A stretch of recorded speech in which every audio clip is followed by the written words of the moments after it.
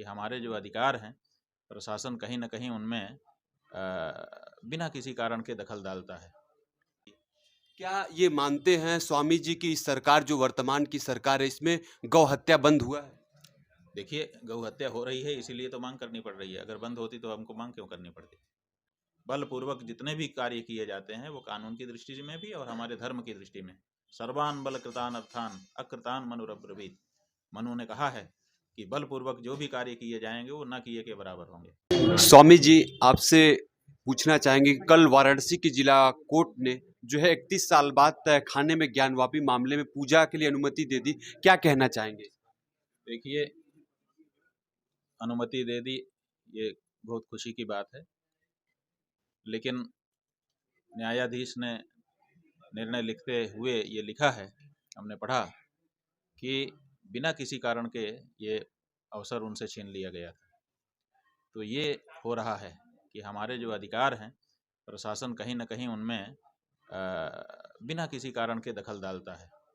तो ये जो कल फैसला आया है ये प्रशासन के लिए एक शिक्षा है कि आप अनावश्यक बिना किसी कारण के किसी के धार्मिक अधिकारों में हस्तक्षेप ना करें, नहीं तो फिर इसी तरह से आदेश हो जाता है और फिर उनको फिर से हट जाना पड़ता है। प्रशासन को रातों रात पूजा करवानी पड़ गई, तो बिना किसी कारण के आपने, व्यास जी का वहाँ पर सुखाधिकार था, मालिकाना हक था उनका, आपने उसको बाधित कर दिया।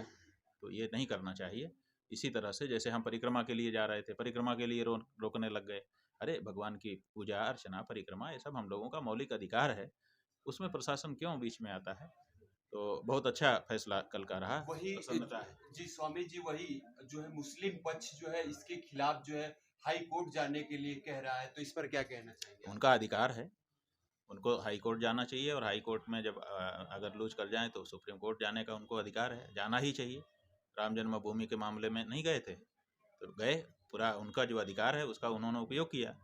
लेकिन कहीं भी चले जाएं, जो सच है उसको बदल देंगे। आप किसी भी कोर्ट में जाओगे, बड़ी ऊंची से ऊंची कोर्ट में जाओगे तो जो सच है वो सच रहेगा, जो झूठ है वो झूठ रहेगा।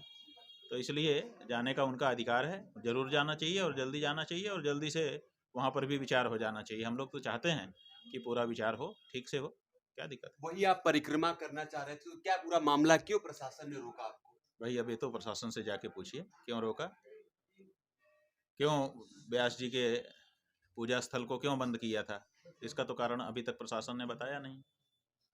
बस वैसे ही हमारा भी है, हमारा भी कारण नहीं बता सकेंगे क्योंकि उनके पास कोई कारण है ही नहीं। केवल प्रशासनिक अपनी उनकी प्रशासनिक बल है जिसके कारण ऐसा कर देते हैं, लेकिन उससे हमारे जो अधिकार हैं वो खत्म नहीं हो जाते हैं। बलपूर्वक जितने भी कार्य किए जाते हैं वो कानून की दृष्टि में भी और हमारे धर्म की दृष्टि में। सर्वान बल कृतान अर्थान अकृतान मनुरब्रवीत। मनु ने कहा है कि बलपूर्वक जो भी कार्य किए जाएंगे वो न किए के बराबर होंगे। वही आपका एक कार्यक्रम गौ संसद होने जा रहा है प्रयागराज में, जानकारी मिली समाचार पत्रों के माध्यम से, क्या है सर? देखिए, गौ रक्षा की मांग आज़ादी के पहले से इस देश में हो रही है। आज तक गौ रक्षा नहीं हो पाई, 75 साल आज़ादी के भी बीत गए हैं। अब हम लोगों ने ये संकल्प किया है कि आज़ादी का अमृत महोत्सव तब मनाया जाएगा जब अमृत जैसा दूध देने वाली हमारी गौ माता को राष्ट्रमाता के पद पर प्रतिष्ठित किया जाएगा और उनको अभय का वरदान दिया जाएगा कि अब तुम डरो मत माँ, हम तुम्हारे बच्चे हैं। तो इसलिए कमर कस करके खड़े होने के लिए गौ संसद बुलाई गई है। पूरे देश के सभी संसदीय क्षेत्रों से लोग आ रहे हैं गौ भक्त, और वहाँ पर संकल्प लेंगे। क्या सभी पार्टी के लोग शामिल होंगे? पार्टी से क्या लेना देना है, गौ भक्त शामिल होंगे, देश के नागरिक शामिल होंगे। पार्टी तो पार्टी है, वो राजनीति करती है। क्या ये मानते हैं स्वामी जी की इस सरकार जो वर्तमान की सरकार है इसमें गौ हत्या बंद हुआ है? देखिए, गौ हत्या हो रही है इसीलिए तो मांग करनी पड़ रही है। अगर बंद होती तो हमको मांग क्यों करनी पड़ती?